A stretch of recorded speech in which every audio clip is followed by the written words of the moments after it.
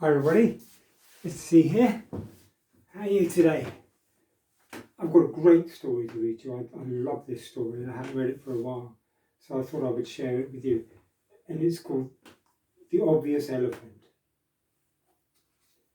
The Obvious Elephant. Okay, imagine a town in a country where a simple thing like an elephant had never been seen or even heard of. Well, not so long ago, there was a town exactly like that, and one day the people awoke to find an elephant sitting bewildered in the main square, mopping his brow with a red spotted handkerchief and wondering how he got there.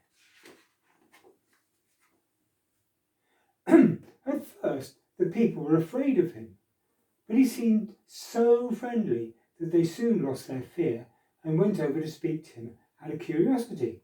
"What's your name?" they asked. "And what are you?" "I don't know," said the elephant, "and I haven't got a name, and I don't know what I am." The people all looked confused. How could a thing as big as this have no name and not know what it was? "You've got no business not to have a name," they said. "You've got no business not knowing what you are." "I know what he is," said a little boy who was 7 3/4 and known locally for telling tall stories. He told them he'd seen bears on the moon.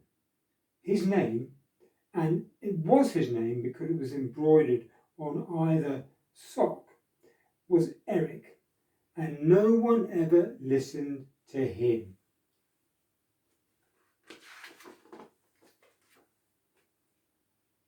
"I know exactly what he is." "Quiet," said the policeman. "I'm going to poke him with his stick and see what he does." The policeman poked him and, as expected, the elephant didn't like it. "Maybe it wants plugging in," said someone. "Wants wiring up." "He's not electric," said Eric. "Look at that nozzle on him," someone said. "What's that for?" No one knew except Eric, and no one was listening to him.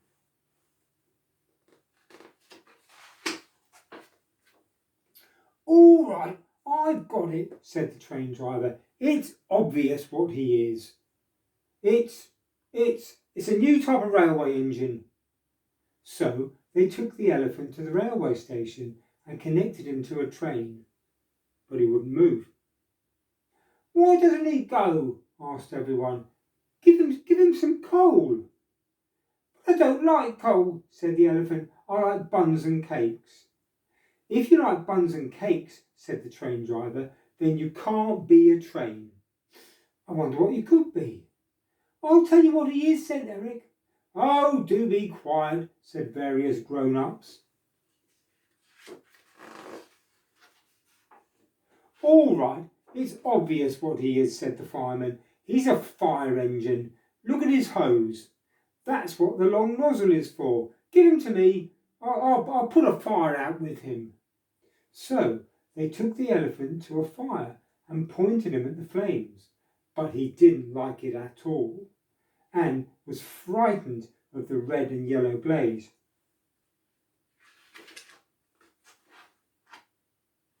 "Oh, no, no, no, no, no, he can't be a fire engine," said the dustman. "He doesn't like fire, but it's obvious what he is."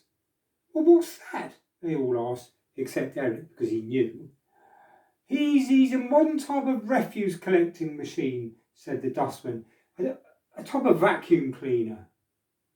So they took the elephant round the streets to empty all the dustbins, but the elephant sucked up so much rubbish from them that he nearly burst. "Oh, he's no good," they said. He's a rotten thing, whatever he is. He can't do anything." The elephant looked upset. "But he must do something," said the train driver, the fireman, and the dustman. Let's take him to the professor to examine."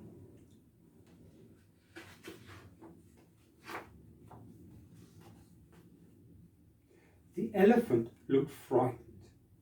"Don't worry," said Eric, holding up his great big ear to whisper. "The professor is a nice old duffer, and anyway, I'll come with you."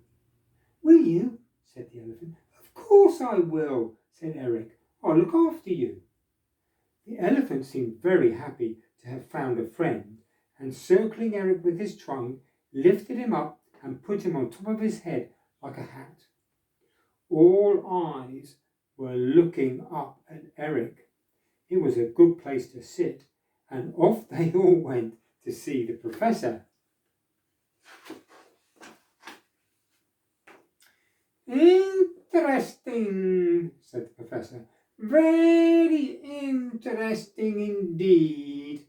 He took measurements and photographs, some with Eric in them, made detailed drawings, carried out scientific tests, and worked out plans. At last he came to a conclusion.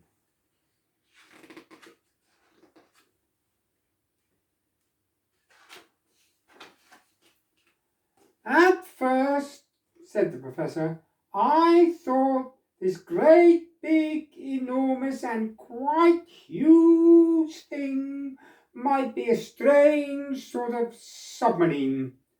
It was the periscope that confused me. But after further research and consultation with my friend the driver, I now feel sure, I am confident to tell you that it is—" Yes, they said. "It is," said the professor. Yes, a big, The professor hesitated, trying to remember the word. "A big—" Yes, they all said. "A big what?" "Elephant!" shouted Eric, still on the elephant's head. "Yes," confirmed the professor, "that's what it is. An elephant, no more and no less." "An elephant," they said. "What's that?" "It is," said the professor, "what you see in front of you." "But what does it do?" they asked. "It does nothing," said Eric. "It simply is an elephant." "Yes, of the long-nosed variety," added the professor. "Well," they said, "that makes all the difference. If he's an elephant, he's an elephant. We can't think why we didn't think of it before."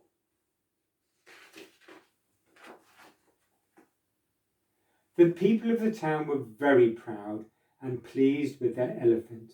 So pleased they built him a special house and garden in the park, with a greenhouse to grow his vegetables, melons, carrots, cucumbers, which the professor discovered was his proper food.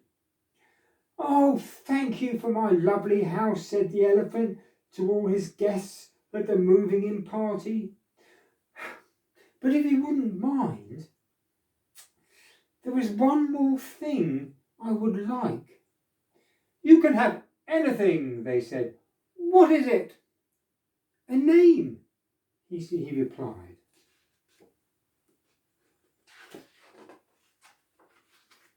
"A name? Your name's Elephant."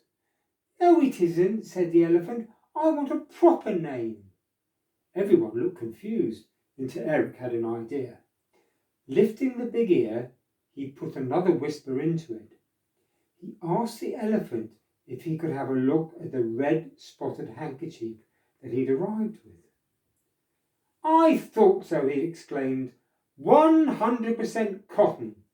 That is what's embroidered on your handkerchief, and if my socks are anything to go by, that's got to be your name." "It's obvious," everyone agreed with a great round of applause. "His name is 100% Cotton." Everybody was very happy.